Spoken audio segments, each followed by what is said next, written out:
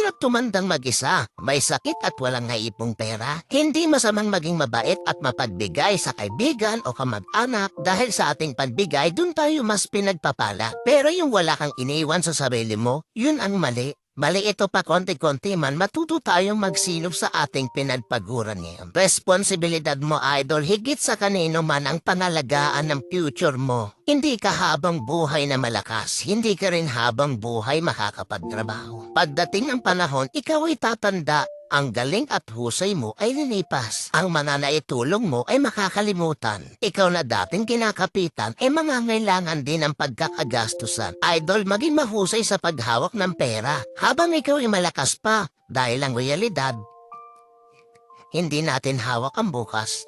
Real talk yan. Hirap tumandang mag-isa, may sakit at walang naipong pera. Hindi masamang maging mabait at mapagbigay sa kaibigan o kamag-anak